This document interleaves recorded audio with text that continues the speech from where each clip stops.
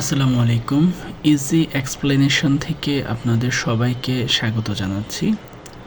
গত ভিডিওতে আমরা সলভ করেছিলাম ক্যামব্রিজ 11 এর রিডিং টেস্ট 1 প্যাসেজ 1। প্যাসেজ 1 এর 1 থেকে 7 পর্যন্ত আমরা কমপ্লিট করেছিলাম গত ভিডিওতে। আজকে আমরা সলভ করব 8 থেকে 13 পর্যন্ত। চলুন তাহলে দেরি না করে শুরু করা যাক।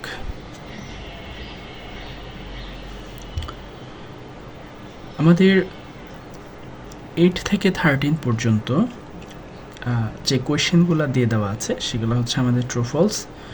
আপনারা যারা ক্যামব্রিজ প্রিপারেশন নিচ্ছেন সবাই ট্রু ফলস সম্পর্কে বেশ ভালোই জানেন, এবং আমরা জানি যে ট্রু ফলস সবগুলোই প্রায় কারেক্ট করা যায় যদি আমরা একটু মনোযোগ দিই। তার মধ্যে আমি যে স্ট্র্যাটেজি অনুযায়ী আমার true false not given solve করব সেটা হচ্ছে ডেফিনেটলি কিওয়ার্ড স্ট্র্যাটেজি।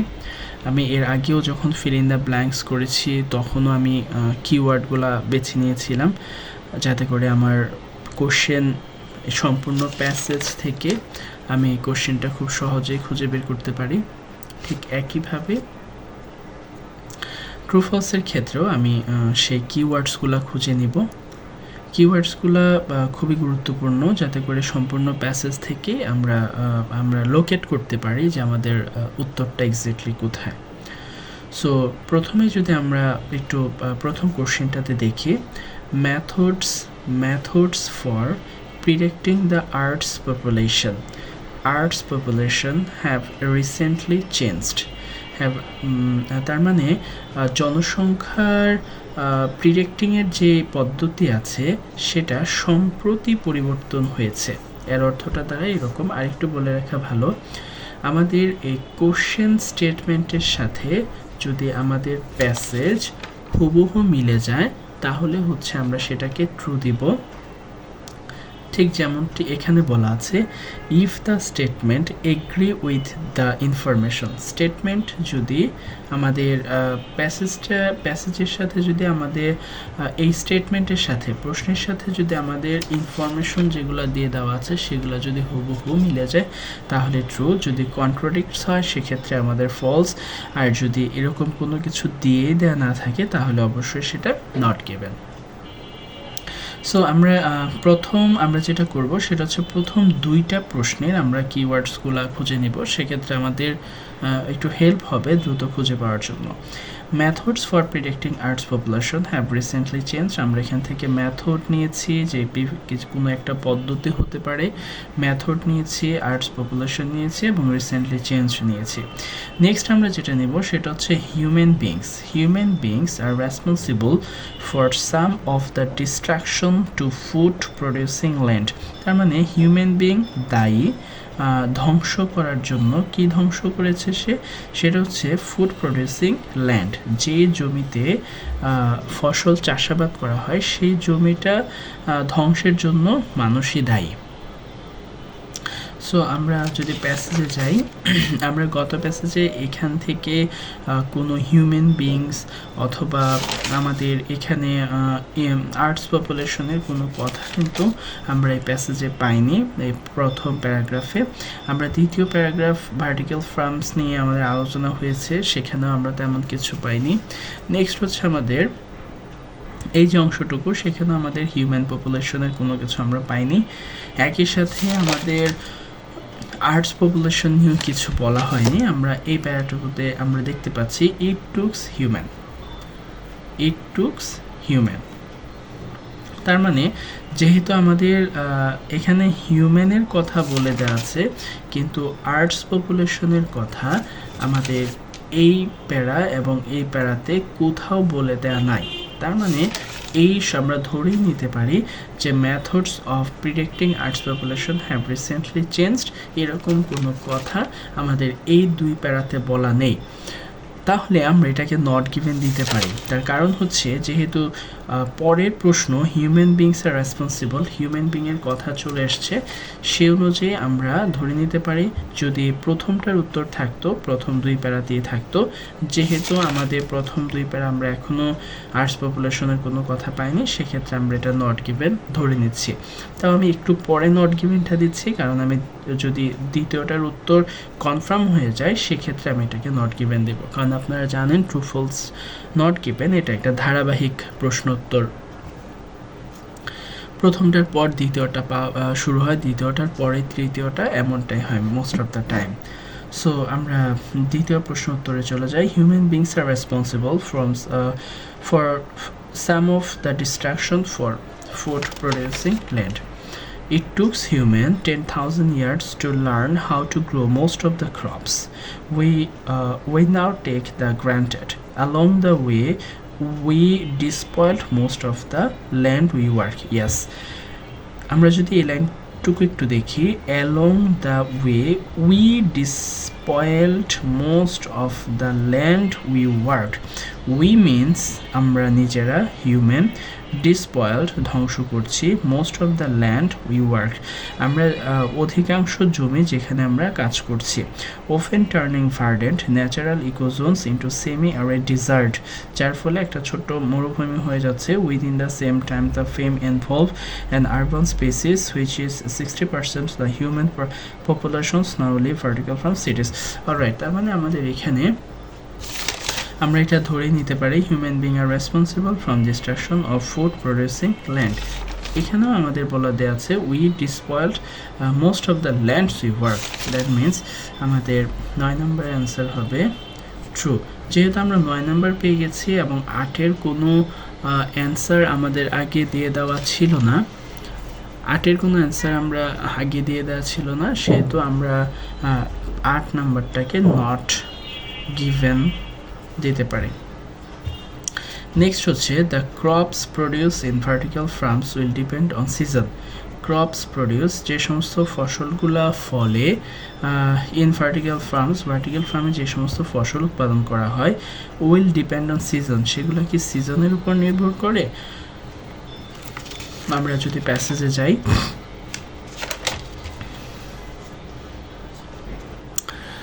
আমাদের এই পর্যন্ত সিজনের কোনো কথা আমরা পাইনি। নেক্সট হচ্ছে bearing plants regions of outdoors, rapidly changing climate, এখানে বলা আছে massive floods, long droughts, hurricanes, monsoons, stitch transfer crops. আচ্ছা, এখানে বিভিন্ন প্রাকৃতিক দুর্যোগের কথা বলা আছে, যে সমস্ত প্রাকৃতিক দুর্যোগের কারণে শস্য নষ্ট হয়। ওকে, আমরা এটা ব্র্যাকেট দিয়ে রাখলাম কারণ এখানে কোনো একটা অ্যান্সার আমরা পেতে পারি। নেক্সট হচ্ছে the supporters of vertical farming claim many potential advantage for the system. For instance, crops will be produce all the year round as they would kept in artificially controlled optimal growing condition. There would be no weather related crops failures due to droughts, floods, or pests. All the foods could be grown organically, eliminating the need for herbicides, pesticides, and fertilizers. তার মানে আমাদের এখানে যে প্রশ্ন ছিল সেটা ছিল এরকম যে the crops produce in vertical farms will depend on season.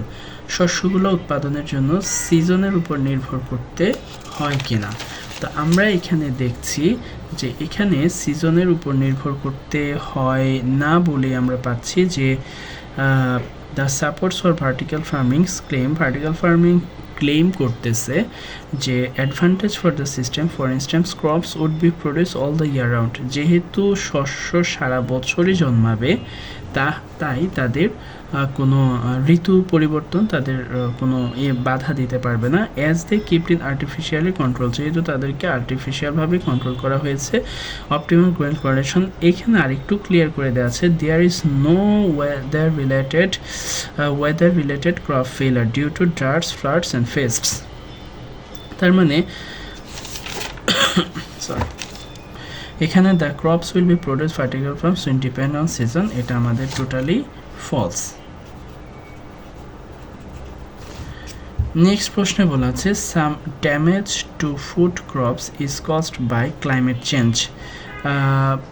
এটা আমরা হয়তো উত্তরটা পেয়ে গেছি, some damage to food crops is caused by climate change. Yes, আমরা এটা ব্র্যাকেট দিয়ে রেখেছিলাম। ক্রপসের এখানে একটা আমরা পেয়েছি এবং এখানে বলছে massive floods, long droughts, hurricanes and several monsoon take their each year destroying millions tons of vulnerable crops. Yes, this is true. Next হচ্ছে fertilizers will be need for certain crops in vertical farms. Fertilizers will be need for certain fertilizer প্রয়োজন certain crops কিছু সংখ্যক শস্যের জন্য in vertical farms. যদি কিছু সংখ্যক শস্যের জন্য ফার্টিলাইজার প্রয়োজন হয় তাহলে এটা ট্রু, আর যদি ফার্টিলাইজার প্রয়োজন না হয় তাহলে এটা ফলস, আর যদি ফার্টিলাইজার ব্যবহারের কোনো কথা বলেই দেওয়া না থাকে তাহলে অবশ্যই নট গিভেন। এই পর্যন্ত আমরা ফার্টিলাইজার পাইনি, তারপর থেকে আমরা পড়ব all the food could be grown organically, limiting need for herbicides, pesticides and fertilizers. The system would greatly reduce the incidence of many infections disease that are accurate at natural interface. Although the system would consume energy, it would return fertilizer-এর কথা আমাদের কোথায় আছে, এইখানে একটা ফার্টিলাইজারের কথা বলা ছিল। all the food could grown organically, eliminating the need for herbicides, pesticides and fertilizers. The system আমরা আরেকটু উপর থেকে পড়ি। আমাদের প্রশ্নে বলা ছিল fertilizers will be needed for certain crops in vertical farms. Vertical farms এর জন্য ফার্টিলাইজার দরকার। As they would keep artificially control optimal growing condition, there would be no weather related crops failure. All the food could grown organically, eliminating the need for এখানে বলা আছে all the food could be grown organically, সব কিছু organically ভাবে তৈরি হবে, eliminating the need for এই যে প্রয়োজনীয়তা আছে, কিসের প্রয়োজনীয়তা, হার্বিসাইডস, পেস্টিসাইডস এন্ড ফার্টিলাইজার, এগুলা এলিমিনেটিং করে ফেলতেছে, তাদের কোনো প্রয়োজন নেই, সুতরাং এখানে ফার্টিলাইজারেরও প্রয়োজন নেই, তার মানে এটা অবশ্যই false. Right, this is the last question. Vertical farming will make plants less likely to be affected by infection disease. মানে ইনফেকশন বিভিন্ন ডিজিজের হাত থেকে ভার্টিক্যাল ফার্মস চারা গাছগুলোকে রক্ষা করে। সো আমরা যদি এরপর থেকে যাই, the system would greatly reduce the incidence of many yes we found that infection disease. ওকে, আমরা একটু শুরু থেকে পড়ি। the system, এই পদ্ধতিটা মানে ভার্টিক্যাল ফার্ম পদ্ধতিটা would greatly reduce the incidence of many disease, কমিয়ে আনে বিভিন্ন রোগ ব্যাধির ইনফেকশন থেকে that are acute agricultural interface. that means এটা অবশ্যই true.